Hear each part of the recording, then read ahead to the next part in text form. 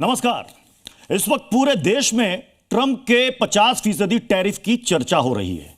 किस टैरिफ से हमारे एक्सपोर्ट में कितना असर पड़ेगा, किन किन सेक्टर पर क्या प्रभाव पड़ सकता है।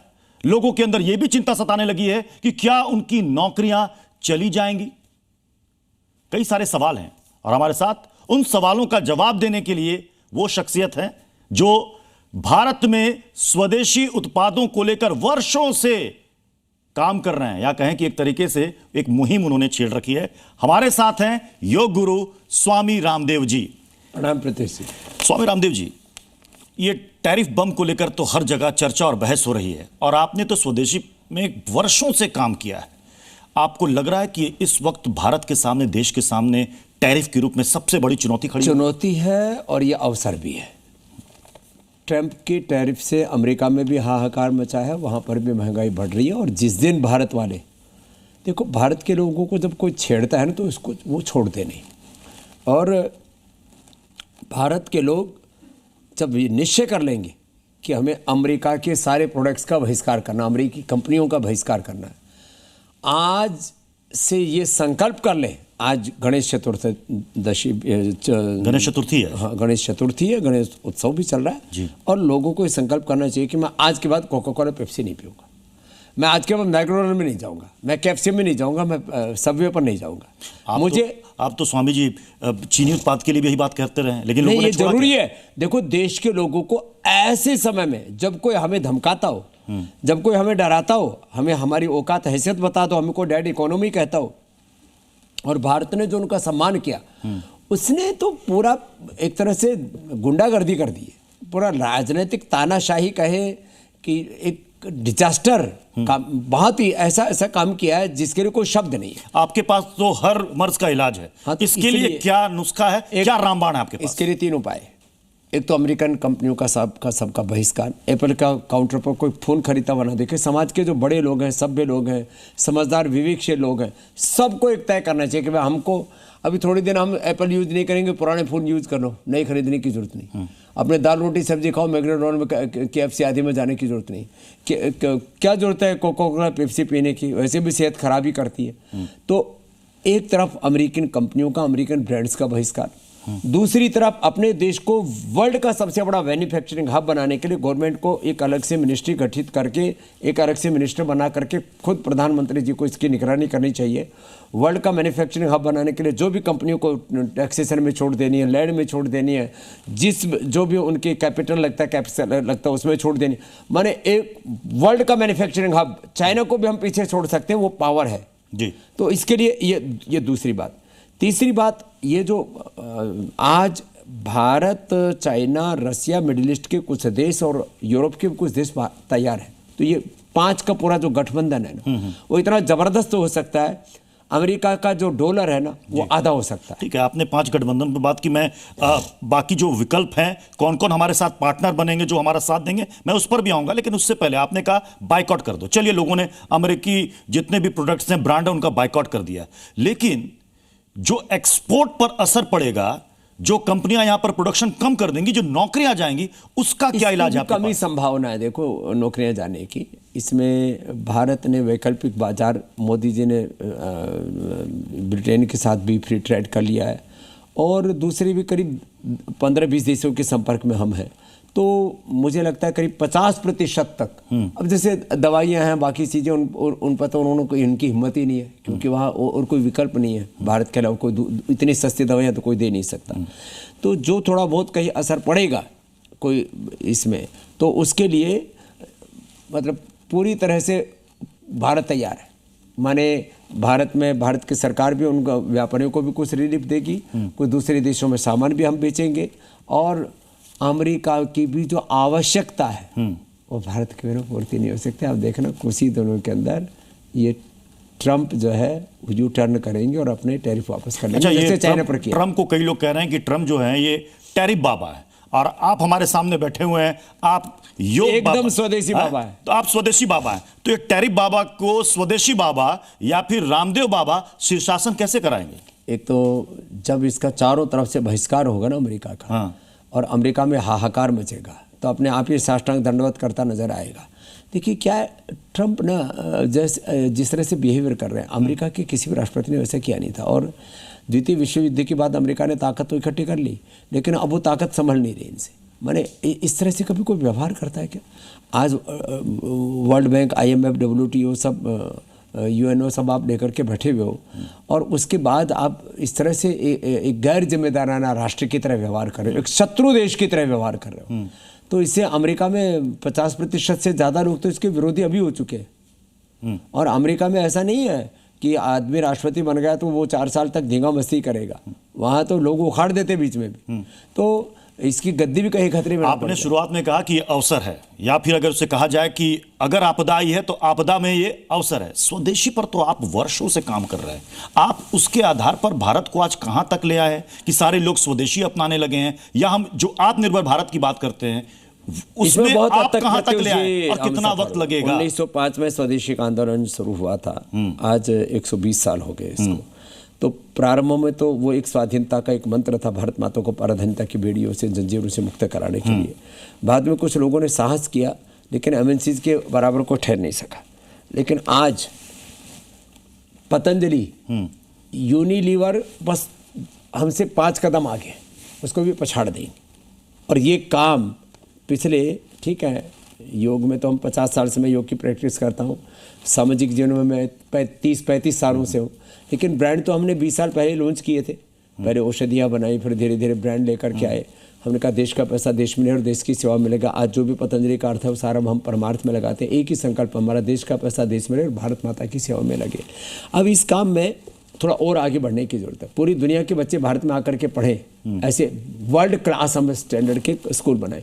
पूरी दुनिया के बच्चे भारत में आकर के पढ़ें, ऐसे वर्ल्ड क्लास की हम यूनिवर्सिटी बनाएं। पूरी दुनिया के लोग इलाज के लिए भारत में आए। पूरी दुनिया में इलाज इतना महंगा हो गया, भारत में मॉडर्न मेडिकल सिस्टम के अलावा योग, आयुर्वेद, नेचुरोपैथी, पूरी दुनिया की पढ़ाई, पूरी दुनिया की दवाई, पूरी दुनिया को जीवन पद्धति, पूरी दुनिया को स्पिरिचुअलिटी, पूरी दुनिया को ऑर्गेनिक एग्रीकल्चर, पूरी दुनिया को मार्गदर्शन देने का काम भारत करने में सक्षम है। पूरी दुनिया का, मैंने कहा ना, वर्ल्ड का मैन्युफैक्चरिंग हब भारत बनने में वो कैपेसिटी है। इन सारी चीज़ों को सिलसिलेवार हम करेंगे। आप कभी ट्रंप से मिले हैं, डोनाल्ड ट्रंप से? नहीं, अभी मिला तो नहीं था, बीच में कोई बात चल रही थी, तो मैंने कहा देखेंगे। तो मिलने में कोई दिक्कत नहीं, हमारा ट्रंप से वैर विरोध नहीं है। कहते हैं कि उनको डिमेंशिया, एक उनको बीमारी है, तो और नोबेल प्राइज की उनको चाहत है। तो अभी चूंकि टैरिफ पर चर्चा हो रही है तो सोशल मीडिया में कई तरह के कमेंट जो हैं वो चल रहे हैं। वो कह रहे हैं कि ये भी दरअसल में एक डिमेंशिया तो बीमारी है, ये नोबेल प्राइज की चाहत ये भी एक तरीके से बीमारी है। और आपके पास तो हर बीमारी का इलाज है। कौन सा काढ़ा पिलाइएगा, कौन सा आसन करवाइएगा? मेधावटी मेमोरी ग्रेड देना पड़ेगा, अनुलोम विलोम कराना पड़ेगा उनको। अमेरिकी प्रेसिडेंट को आप अनुलोम विलोम करवाना जरूर। देखो क्या होता है। काढ़ा कौन सा देंगे आप? हाँ, काढ़ा उनको ब्राह्मी शंख पीका पिलाएंगे, और नहीं तो फिर उनको तो फिर कुटकी का काढ़ा पिलाना पड़ेगा। थोड़ी कड़वी दवाई है ना, तब वो काम आएगी।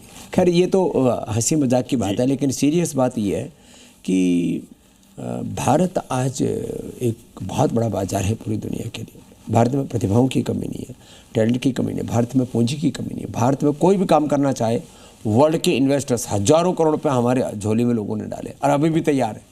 हमसे कहते हो समझे, आपको जितना भी आपको अपना शेयर डाइल्यूट करना है, हम अब क्योंकि आप काम कर, देखो पूरी दुनिया को काम चाहिए, भारत के अलावा कहीं ग्रोथ नहीं है। तो मैं तो आपको एक बहुत बड़ी बात कह रहा हूँ, भारत की करेंसी, भारत की GDP, भारत की ग्रोथ रेट, भारत के हर एक दृष्टि से आगे दुनिया में जो वैल्यू होगी, जो यहाँ पर वैल्यू मिलेगी। आप भी इस बात को बहुत अच्छे तरीके से समझते हैं, सारा खेल बाजार का है। अर्थव्यवस्था की बात करें तो सारा खेल बाजार का है। क्या भारत अमेरिका को सुपर पावर है, उससे आप इनकार नहीं कर सकते। क्या आप उतने बड़े बाजार को आप छोड़ सकते हैं? बिल्कुल आप बाइकआउट कर सकते हैं। हमारी नहीं, उनकी हमसे ज्यादा आवश्यकता है। आज जो है अमेरिका की हमसे ज्यादा आवश्यकता है जी अमेरिकन्स को। तो देखो दुनिया एक दूसरे के सहयोग से ही चल रही है, लेकिन इसमें ये ऐसे दादागिरी, गुंडागर्दी, तानाशाही करके नहीं चला सकता कोई। तो ये नहीं चलेगी, आपको बता रहे। हाँ, लेकिन फिर भी भारत के लोगों को पूरा एक दृढ़ता के साथ, मैं तो कहता हूँ जितने भी 60+ लोग हैं ना, उनको तो गांव, शहर, गली, नुक्कड़, मोहल्लों में जितने भी छोटी छोटी सभाएं करके ना, ऐसे मतलब चारों तरफ से अब एक वार की तरह ठीक है, आप कह रहे हैं कि ट्रंप दादागिरी कर रहे हैं, उनकी दादागिरी खत्म करने के लिए कि चलो तुमसे हमें कोई ट्रेड नहीं करना, लगाओ जितने टैरिफ लगाना, 50 लगाए 100 लगा दो, हम दूसरी तरफ जाएंगे। दूसरी तरफ आपको दिख कौन रहा है? चीन भरोसेमंद है आपको लग रहा है? ठीक है, चीन ने कई बार धोखा किया है, लेकिन अभी क्या है, समय समय पर चीज़ें बदलती रहती हैं और अब वक्त ही आ गया है। देखो, कभी पाकिस्तान, अफगानिस्तान तक और कंबोडिया, इंडोनेशिया, मलेशिया, कहाँ तक हम फैले थे। तो वक्त बदला, बांग्लादेश सब अपने ही से ही था। आप कह रहे हैं कि इस वक्त बदल गया, कई लोग कह रहे हैं कि इसमें तो फिर बाबा रामदेव अपना स्टैंड भी बदल लेंगे, कभी कहते हैं चीन का बहिष्कार करो और फिर कहते हैं चीन से गलमैया करो। ये दोनों चीज़ें कैसे चलेंगे? ऐसा नहीं है। क्या होता है, जब एक न्यू वर्ल्ड ऑर्डर बन रहा है, ऐसी परिस्थिति में जब काफ़ी देश दुनिया के त्रस्त हैं इस समय ट्रंप से, तो वो एक नया संगठन बना सकते हैं। और ये ऐसा, इसमें ऐसा नहीं कि केवल भारत का हित, इसमें चाइना का भी हित है ना। देखो, अपने अपने हितों के लिए सब खड़े होते हैं। तो भारत, चाइना, रसिया, मिडिल ईस्ट के कुछ देश, यूरोप के कुछ देश खड़े होते हैं, तो उन सबका हित होगा। और ये जो पूरी वर्ल्ड का जो ट्रेड चल रहा है, पूरे विश्व का व्यापार डॉलर में चल रहा है, और उससे डोनाल्ड ट्रंप ये सोच रहे हैं कि तुम बहादुर हो, आप तो दुनिया के ऊपर एक तरह से एक आर्थिक, राजनीतिक पाप, अत्याचार और क्रूरता कर रहे हो, और दुनिया के लोग मिलकर के इसका जवाब दे सकते हैं। तो द्वितीय विश्व युद्ध के बाद अमेरिका को एक अवसर मिल गया, लेकिन ऐसा तो थोड़ी है, पूरी दुनिया में तो चीज़ें बदलती रही। अच्छा, आप बताइए कि लोगों की जो चिंता है, जो दर्शक इस वक्त देख भी रहे हैं, उनके दिमाग में चल रहा है कि अरे नौकरियां चली जाएंगी, क्योंकि वो खबरें पढ़ रहे हैं कई सोशल साइट पे। अरे भारत में नई नौकरियां भी तो पैदा होंगी ना। आपने तो स्वदेशी पर इतना काम किया, हमने 5 लाख, आपने कितने लोगों को रोजगार दिया? हमने डायरेक्ट इनडायरेक्ट आज अभी 5 लाख लोगों को नौकरियां दे रखी है। करीब और अगर 1 करोड़ लोग हमारे साथ जुड़े, 1 करोड़ लोग, 1 करोड़ आज जो डायरेक्टली रोजगार पा रहे हैं, 1 करोड़ लोग तो टोटली जुड़े हैं, क्योंकि आज हम करीब भारत के 1 करोड़ तो स्टोर्स पर उपलब्ध हैं, उनको भी 1 करोड़ स्टोर्स पर।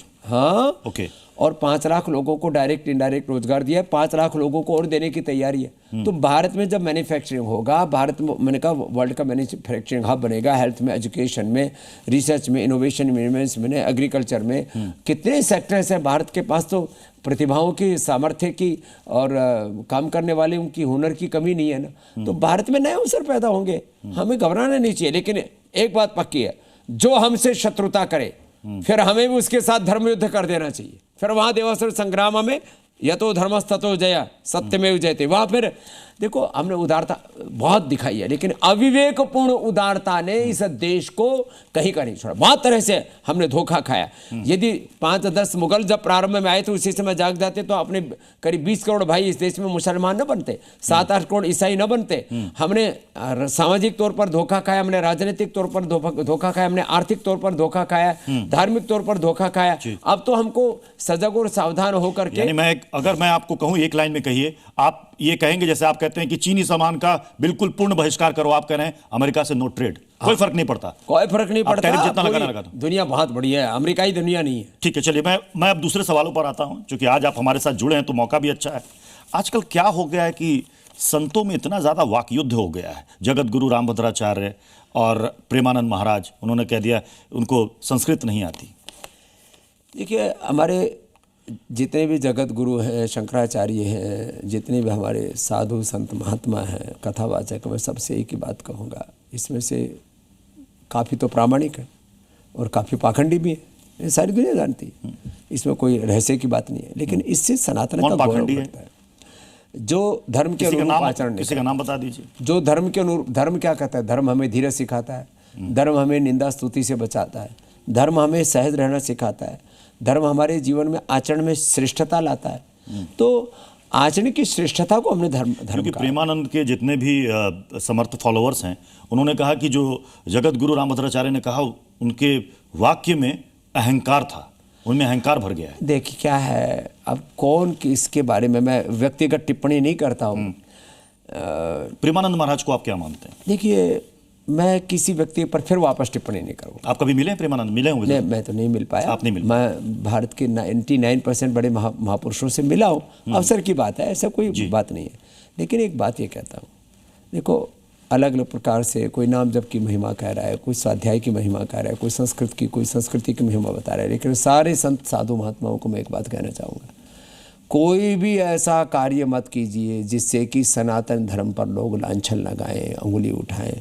और साधु संत महात्माओं को तो आपस में प्रीति ही रखनी चाहिए। वैसे पूज्य रामभद्राचार्य जी ने बाद में बोला भी है, वैसे बहुत बड़े महापुरुष हैं, विद्वान हैं, लेकिन कभी कभी जो है प्रवाह में कभी कभी कुछ बोल देते हैं, लेकिन उससे उनकी योग्यता पर किसी ने तो उन्हीं के ऊपर प्रश्न चल लगा दिया तो संत ही नहीं बन सकते। एक स्वामी जी ने उन पर भी कुछ कमेंट किया है, गलत बात है। देखो उनके नेत्रों को लेकर कुछ कमेंट किया है, गलत बात है। हमारे यहाँ तो जो है जो सूरदास थे वो भी कितने बड़े संत हुए।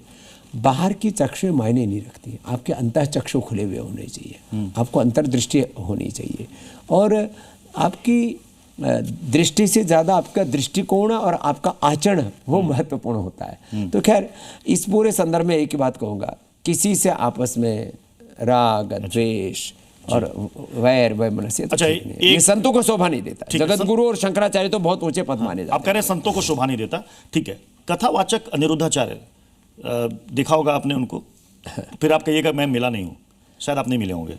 देखो ऐसा है, उन्होंने जो कुछ भी कहा आपने भी सुना होगा, सोशल मीडिया पर काफी वायरल भी हुआ।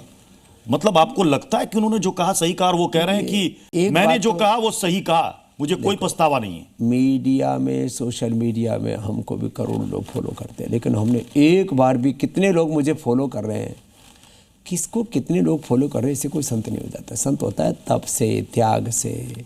संत होता है, संत की दो परिभाषाएं, आचरण की श्रेष्ठता, पूर्ण पवित्रता, और उसका कंट्रीब्यूशन हेल्थ में, एजुकेशन में, रिसर्च में, एग्रीकल्चर में, इंडस्ट्री में, नेशनल बिल्डिंग में, एम्प्लॉयमेंट में क्या कंट्रीब्यूशन है, जरा पूछो। आपकी नज़र में क्या है अनिरुद्धाचार्य? तो मैं वही पूछ रहा हूँ ना, आप पूछो ना। आप देखो, जो जिसका नेशन बिल्डिंग में कोई बड़ा कंट्रीब्यूशन नहीं है, उसको हम कम से कम राष्ट्रीय दर्जे का संत तो नहीं कर सकते। देखो, तपस्या करना, मौन रहना, वो भी अच्छी बातें हैं, लेकिन वो आपकी इंडिविजुअल लाइफ का तप त्याग हो सकता है। लेकिन आपको देश है तो देश के तो सैकड़ों आयाम है, और उसमें आपको कुछ योगदान देना चाहिए। तो हमारे पूर्वजों ने बड़े बड़े योगदान दिए, तब जाकर के देश किसी राजनीतिक पार्टी ने, किसी व्यक्ति ने, किसी राजा महाराजा ने नहीं बनाया। देश हमारे करोड़ों करोड़ों साधु संत महात्माओं ने तप त्याग और उनके बलिदान से सिंचित है। कथावाचक को महाराज संत किन्होंने बनाया? सोशल मीडिया ने बनाया। कथावाचक सोशल मीडिया को देखो, साधु संत महाराज कहना शुरू कर देते, साधु संत महाराज कथावाचक, इसमें भी घोटाला कर रखा है। कथावाचक अलग है, साधु संत अलग है, और योगी अलग है। ये दरअसल इसमें भी घोटाला कर दिया लोगों ने, किसी को भी महाराज कह रहे हैं। आप क्या बताइए मुझे? देखो, मैं तो एक योगी हूं और कर्मयोगी हूं और देश के लिए उपयोगी हूं। मैं कर्म करने में विश्वास रखता हूं, और श्रीमद् भगवद गीता भी कहती है, स्वकर्मणात्म अभ्यर्च्य सिद्धिम विन्दति मानव। वेद भगवान कह रहा है, कुर्वन्य वेह कर्माणि जिजी विचे छतंग सम स्वेन कर्तुना सम्मदेता है। तुम वाणी से नहीं, तुम्हारा कर्म बोले, तुम्हारा जीवन बोले। अनिरुद्धाचार्य का बयान आपने सुना है लड़कियों के बारे में? 4 जगह मुंह मार के आती हैं। अब देखो, बहुत से, अब मैं किसी के व्यक्तिगत रूप से नहीं जाऊंगा, अब बहुत से बाबाओं के बारे में आप जाओगे, उनके खोदोगे तो पता लगेगा वो उन्होंने कितने जगह मुंह मार रखा है, तो फिर और विवाद हो जाएंगे। बड़ी बात कह रहे हैं आप। मैं किसी के बारे में नहीं कह रहा हूं। आपने कहा कि खोदोगे तो पता चला उन्होंने कितनी जगह मुंह मारा। मैं उनके बारे में नहीं कह रहा हूं। मैं एक कॉमन बात, जनरल बात कह रहा हूं। हाँ। कितने साधु संतों के, वो हिंदू के हो, इस्लाम के हो, ईसाइयत के हो, खोदते हैं तो पता लगता है, पता नहीं कहां कहां किसी ने क्या मुंह मार रखा है। इस तरह की बातें नहीं करनी चाहिए। ये बात सही है कि चारित्रिक पतन हुआ है, और वो स्त्रियों में भी पुरुषों में भी हुआ है, लेकिन उसका सुधार करने का मतलब है भाई, आप या तो देखो, 3 तरह का सुधार हो सकता है। या तो आप इतने तपस्वी हो कि आपको देख करके लोग तपस्वी हो जाए, एक। या तो फिर माता पिता और पूरा समाज का वातावरण ऐसा हो कि समाज में गिरावट ना आए। तीसरी बात यह है कि फिर पूरा का पूरा जो है ना, आमूल चूल जो है, हमें अपने एजुकेशन सिस्टम में परिवर्तन करना होगा। उसके लिए हम भारतीय शिक्षा बोर्ड के माध्यम से करें। 1835 में जो मैकाले पाप करके गए, उसको साफ करने के लिए भारतीय शिक्षा बोर्ड हमने बनाया। और मैं कहता हूँ, ये शिक्षा की गुलामी, या आर्थिक गुलामी, या वैचारिक गुलामी, या सांस्कृतिक गुलामी, रोगों भोगों की गुलामी, ग्लानि कुंठाओं से देश को उभारना ही पड़ेगा। क्लव्य मास्म गमा पार्थन है तत्व क्षुद्र हृदय दौर्बल्यम तक्ता उत्तिष्ठ परंतप। नहीं तो ऐसे इतना महान राष्ट्र, हम ऋषि ऋषिकाओं के वंशधर, वीर वीरांगनाओं के हम संतानें, भारत माता की हम वीर योद्धा पुत्र, हम कहाँ आज खो गए। अच्छा, एक सवाल मैं असम को लेकर लेना चाहूंगा। असम में एक ऑर्डर आया है खासतौर पर धुबरी को लेकर कि जो भी सांप्रदायिक सद्भाव बिगाड़ने की कोशिश करेगा, शूट एट साइट। मुस्लिम नेता कह रहे हैं कि ये तो हिंदू मुसलमानों को लड़ाने के लिए राजनीति की जा रही है। हेमंत विश्व शर्मा जी जो करते हैं वो खुलेआम करते हैं। वो कोई इसमें कोई आदमी सामाजिक सद्भावना बिगाड़े, कहीं कोई हिंदू का जुलूस हो रहा है, कोई पूजा पाठ हो रहा है, उसमें आकर के कोई उपद्रव करे तो उसकी पूजा करेंगे आप? ठीक है, उन्होंने कोई दिक्कत नहीं। अच्छा, अभी गणेश उत्सव चल रहा है। आज ही हमने देखा कि गुजरात में, यूपी में, एमपी में कई जगह बवाल हो गया। एक एमपी में हिंदू संगठन है, वो कह रहा है कि मुसलमानों के हाथों बनी मूर्ति ना खरीदो। वो कह रहे हैं नहीं बनानी चाहिए उनको मूर्ति। आज जब किस पीढ़ियों से बनाते चले जा रहे हैं। चलो देखो, इस तरह की बातें तो थोड़ी सी ये ज़्यादा ही हो गई।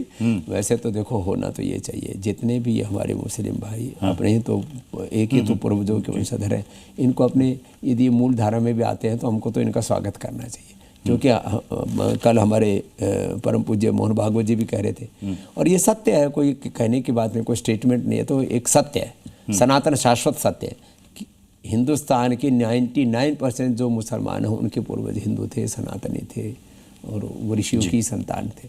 तो अपने स्वधर्म में वापस लौटाएं। बाकी तो देखो, समाज में सौमनस्यता भी रहनी चाहिए, और हमारी श्रद्धा का मुसलमानों को सम्मान करना चाहिए, और मुसलमानों की श्रद्धा का हम तिरस्कार नहीं करेंगे। लेकिन कोई हमसे शत्रुता करे और कोई हमारी श्रद्धा पर कोई आघात करे तो फिर वो शत्रुता का व्यवहार भी हम सहन नहीं करेंगे। तो हम सबसे मित्रता करते हैं, वसुधैव कुटुंबकम कहते हैं, सर्वे भवन्तु सुखिनः कहते हैं।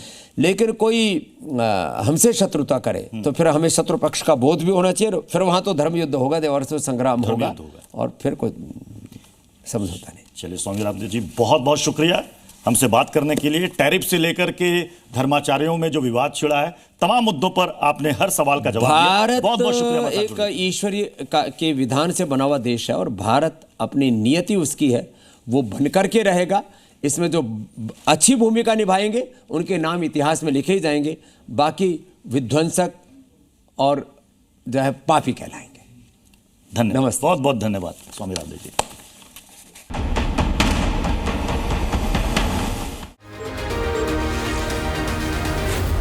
Z News.